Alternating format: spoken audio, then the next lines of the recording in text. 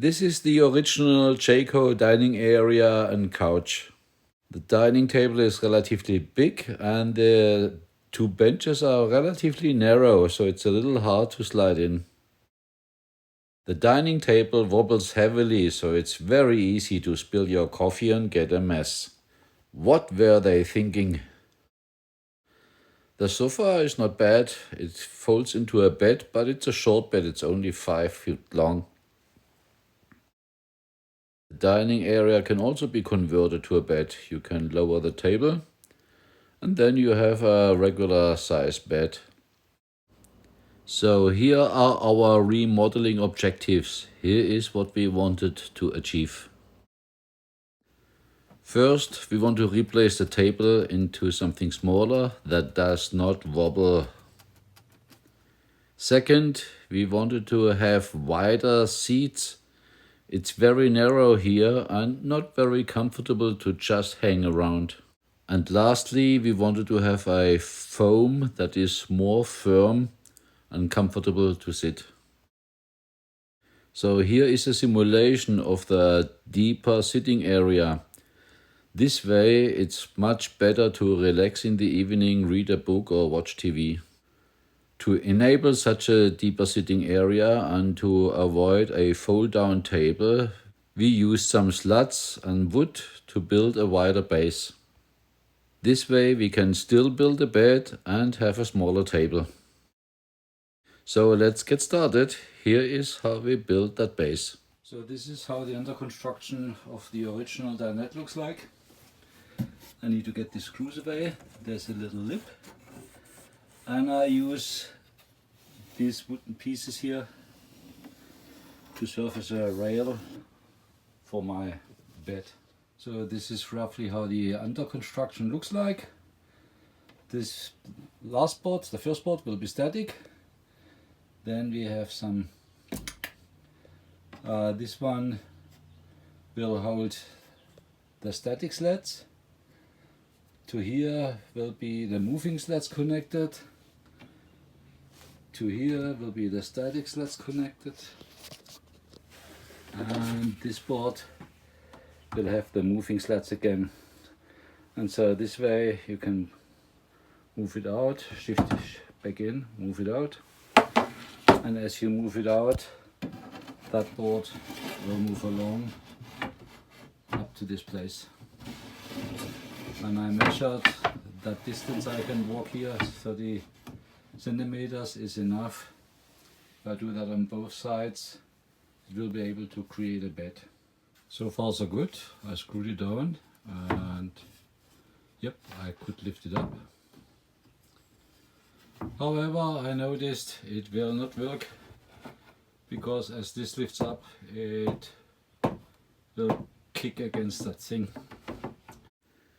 I have a separate small video about how I remove those things and still be able to get those wires connected. My first test was successful. It moves nicely. And as a foot for the slide out piece, you see what I did here, just a piece of wood. And yes, it folds into a nice bed. I built and added a little box between sofa and dinette, and this way we can get a nice L-shaped sitting area.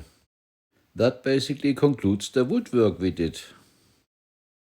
For the upholstery, I got some nice bright linen for the backrests. This is pretty good quality of material. And for the seating cushions, we got a dark fabric, also linen, and even thicker than the one for the back. Before doing any cutting and measuring, we washed the linen, so it does not change its shape once you wash it later. We need to cut through that line.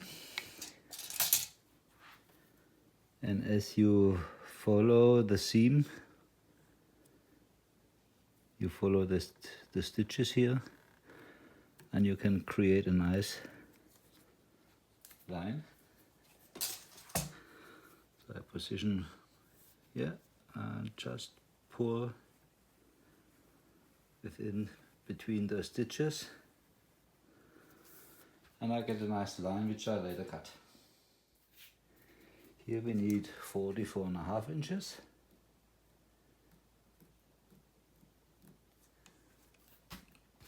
Unfortunately, the stitches are not in a way that you can just put your pen in and drive along. This goes like up and down on stitches, so I need to take something straight. And I'm taking this board here and zoom.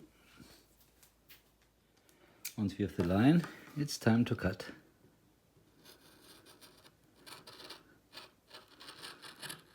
We chose linen because it's a nice robust fabric and it stays more cool during summer. It's not as warm as cotton.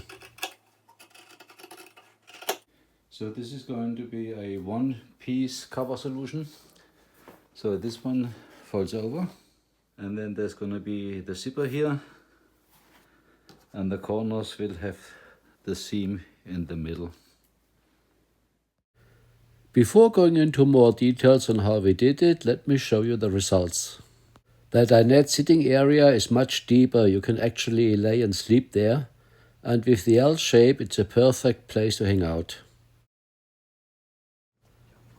The back cushion here fits perfectly to the other side of the L, which makes the hangout place actually perfect. The cushions over the wooden box can be removed, so the sofa bed can fold out. I used 2 cushions because the box had to be lower than the dinette itself, because the sofa mattress is an inch thicker, and there's also the frame which is covered here in white linen and some leftover foam. We lived for 3 months in our remodeled dinette last winter, and it was like a little living room. Not all the pain and the uncomfortness we had with the original equipment. The foam blocks we ordered by foam by mail. Please look at the description to see what type of foam we used. For the dacron wrap, we went wild. We used some leftover organic wool from our insulation project. We cleaned the wool, we dried the wool, and then we felted the wool. I will make a separate video about the entire process of felting the dacron. But the climate in our camper through that wool was a remarkable difference. It really felt very cozy and nice. So we went from an uncomfortable sitting area in the dinette with a wobbling table and a decent sofa bed, which had a mattress that was way too soft so you can feel the straps after an hour or two, to a nice comfortable dinette L-shaped sofa bed combo where the seat cushions are firm and you can sit for hours and you feel comfortable and cozy.